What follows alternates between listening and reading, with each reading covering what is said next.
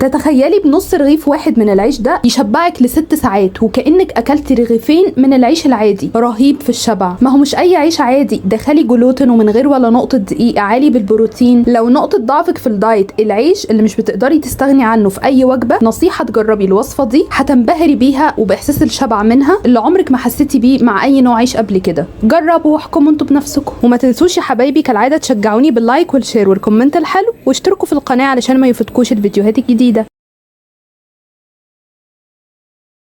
بالنسبة للمقادير اللي انا محتاجاها، اولا انا هستخدم بيضة تكون واخدة درجة حرارة الجو مش ساقعة من التلاجة، معلقة كبيرة من اي مادة دهنية، زيت زيتون، زيت جوز هند، زبدة او سمنة سيحيها وخدي منها معلقة كبيرة، نص كوباية من الحمص المسلوق، وانا عندي الحمص سلقاه كويس جدا لدرجة بصوا لو ضغطت عليه كده ازاي بتتفعص في ايدي بمنتهى السهولة.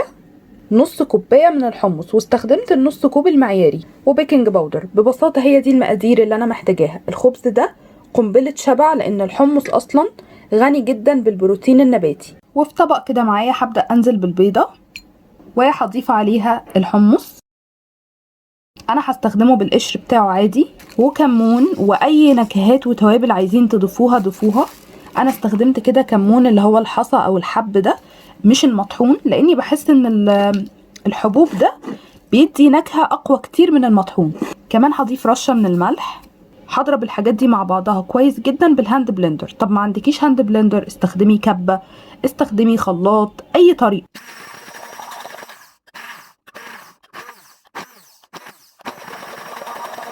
دلوقتي هضيف معلقة الزيت، كمان هضيف البيكنج باودر اللي هو نص معلقة صغيرة بمعالق الشاي العادية، وكمان هضيف معلقة صغيرة من الخل، وهقلب الحاجات دي مع بعضها حلو جدا.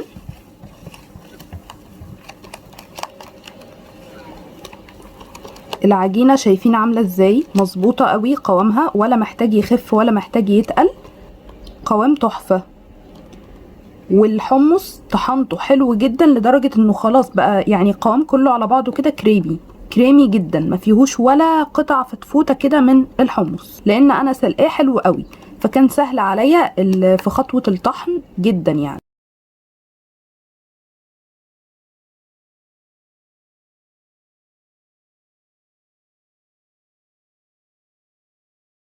وهستخدم القالب ده للتسوية، ده 10 سنتي تقريبا، هدهنه بمسحة من الزيت حلو قوي. تمام، وهنزل بالخليط كده بسم الله. ممكن تحطي الخليط ده في صينية الكب كيك ويطلع معاكي كده قطع صغيرة من الخبز، يعني زي ما انتوا عايزين. وهحط من فوق الوش كده اي بذور. انا هضيف رشة من حبة البركة تخلي طعم الخبز حلو قوي الحقيقة. وهدخله كده الفرن على درجة حرارة 180 في الرف الوسطاني، واستنوني لما يطلع اقول لكم بالظبط تفاصيل التسوية. معايا بيكون شكل الخبز النهائي، شايفين فراغات الهواء؟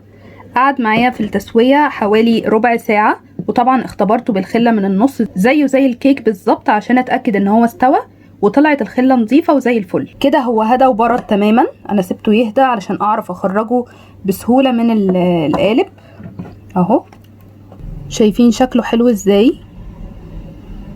عايزه اقول لكم ان الوصفه دي ينفع تحطوا فيها سكر دايت، وتبقى معاكم احلى كيك بالحمص من غير ولا نقطه دقيق.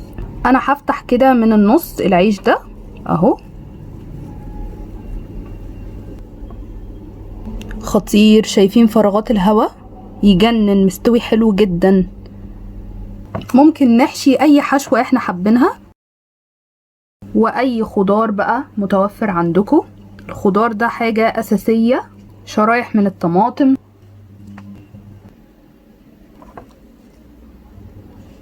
شايفين الجمال؟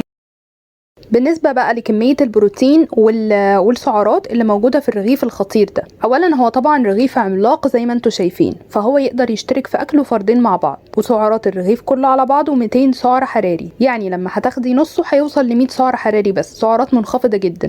لكن ده مختلف عن اي نوع خبز ممكن تاكليه تاني، لان هو غني جدا بالبروتين. الرغيف فيه حوالي 12 جرام بروتين، يعني النص اللي انت هتاكليه ده هيبقى فيه 6 جرام بروتين.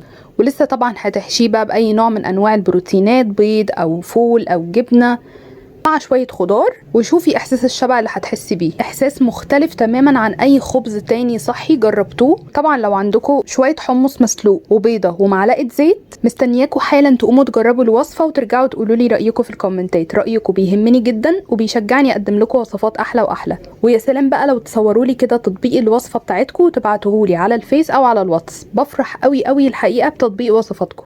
وخلوني دلوقتي افكركم بمجموعة من الوصفات اللي عملناها مع بعض في القناة باستخدام الحمص، منها الحمص المسلوق ومنها المنقوع.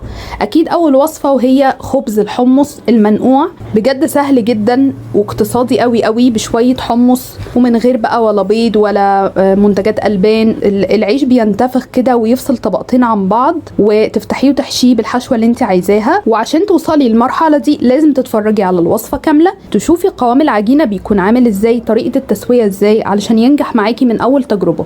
تاني وصفة معايا مقرمشات الانقاذ لجوع اخر الليل. كلنا بجد محتاجينها في الفترة دي وفي الشتاء احنا بنبقى حاسين بالجوع عمال على بطال طول الوقت. وصفة زي دي بجد منقذة جدا، قطعتين منها جنب اي نوع بروتين وشوية خضار بتشبع قوي قوي وبتقفل الشهية حقيقي. والوصفة اللي معايا بعد كده وهي فطائر الحمص، اللي ينفع تاكليها فطار غدا عشاء من غير ولا نقطة دقيق، بس استخدمت فيها الحمص المنقوع.